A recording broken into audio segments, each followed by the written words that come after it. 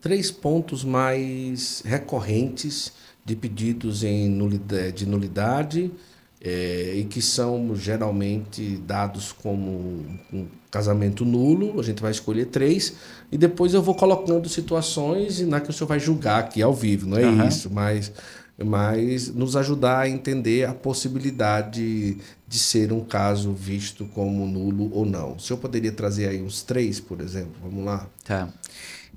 Quando a gente fala de nulidade, a gente tem que ter presente três grandes pontos assim, do direito matrimonial canônico. Primeiro são os nubentes, aqueles que vão casar. Certo.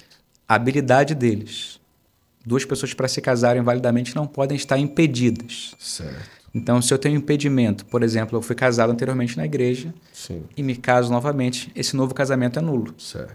Imagina que eu casei na igreja, enganei alguém, Casou num lugar em outro longe. Exatamente, ninguém me conhecia, inventei alguma história, enfim.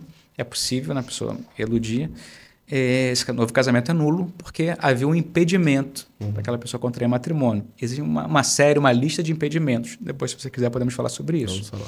O outro ponto, que é o fundamental, que é o consentimento. O consentimento, para usar uma linguagem assim filosófica tomista, ele é a causa eficiente do matrimônio. O que faz o matrimônio acontecer.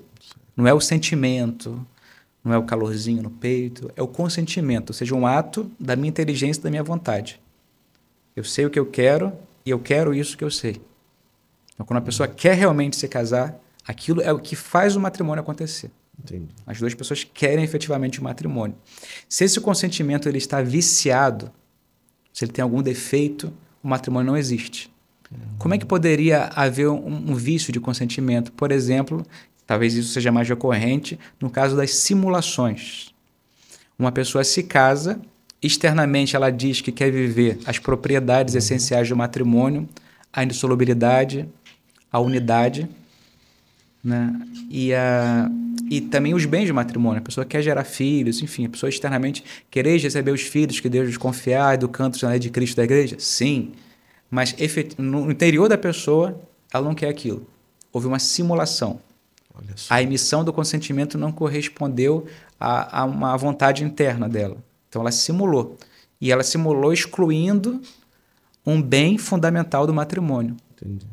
Não houve matrimônio, porque o consentimento não foi realizado como deveria ser feito. Então, o caso de simulação é mais recorrente. É um vício de consentimento nos casos de nulidade matrimonial. E outro caso, com menos recorrência, mas que pode acontecer, é o tema da forma canônica. Para aquelas pessoas que são batizadas na Igreja Católica, desde o Concílio de Trento, a Igreja exige que o casamento siga alguns trâmites. Sim. E ele é feito perante a Igreja. Se dois católicos, ou pelo menos uma das partes seja batizada na Igreja Católica, não casam perante a Igreja, ou seja, da forma que a Igreja prescreve, o casamento também não é válido. Então, por exemplo, duas pessoas se casam com um falso padre, ou se casaram numa igreja que não é católica, sem consentimento da igreja, enfim, aquele casamento é nulo. Olha só.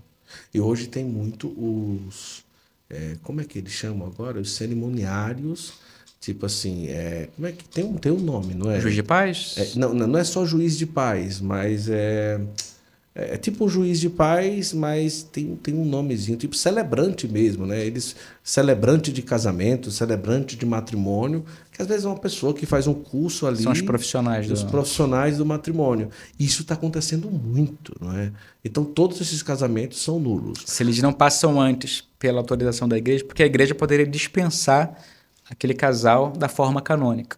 Ah, isso pode acontecer? Pode acontecer, mas todos os trâmites anteriores foram feitos na igreja. Depois houve uma dispensa para que aquela pessoa possa se casar perante outro ministro, até de uma outra confissão. Isso é possível? É possível. Se um católico se casa, por exemplo, com um protestante, é possível que a Igreja Católica, depois de todos esses trâmites, dê uma dispensa da forma canônica, autorizando que um assistente, um ministro assistente não católico, possa assistir aquele matrimônio. Olha só. É válido. A princípio é válido. Nesse caso aí, eu não sabia. Mas sobre os impedimentos que o senhor acabou de falar, são muitos, não é? Assim, mas de uma série limitada. Dá pra gente trazer aí, alguns mais ou menos? Sim. Impedimento de vínculo, é isso que a gente falou, quando há um vínculo anterior, um casamento anterior. Aí já é um. Impedimento de impotência. Certo. Se uma pessoa tem impotência sexual e não pode copular, não pode realizar o ato sexual completo por algum distúrbio da natureza dela, esse casamento é nulo também. Entendi. Mas mesmo se a pessoa consentiu e sabia que a pessoa tinha essa impotência? Mesmo que a pessoa soubesse. Olha só. Independente da vontade da pessoa. Eu casei sabendo que ele é impotente e quis mesmo assim. Casamento é nulo. Porque ele não pode realizar um ato próprio dos cônjuges. Olha só. Que coisa. Nesse caso, por uma limitação da natureza. Uhum. E aí, o outro ponto? Impedimento de rapto. Você não pode casar com a pessoa que te raptou. Um sequestro ou algo do tipo. Fugiu sem com a dispensa da igreja, exatamente. É sério? Isso já aconteceu na história da igreja, por isso que o direito canônico tipifica isso. Caramba, rápido, fugiu, foi embora.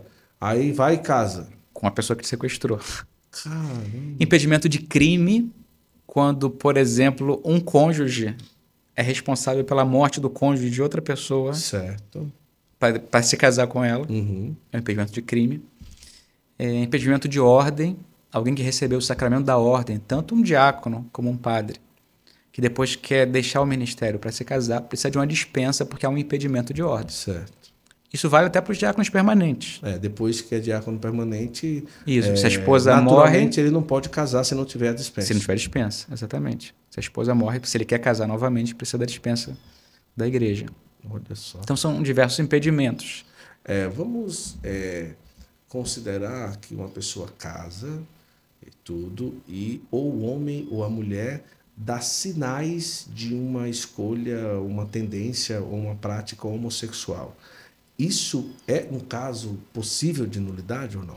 A tendência em si, não. A tendência não. Mas se a pessoa é afetada por essa tendência de tal modo que ela não consiga se entregar numa vida matrimonial efetiva... Ou se ela ali se apresenta com essa prática já e com a outra pessoa acaba fazendo uma traição, ou a mulher ou o homem poderia pedir uma... Sim.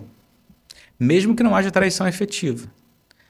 O fato da pessoa ter atração por alguém do mesmo sexo de tal modo que isso comprometa a capacidade dela de se entregar para alguém de outro sexo, no caso, o cônjuge dela, né? Aquilo pode ser um motivo que, se aquilo já existia previamente ao matrimônio, uma causa de nulidade nesse ponto especificamente por incapacidade consensual. Não é propriamente...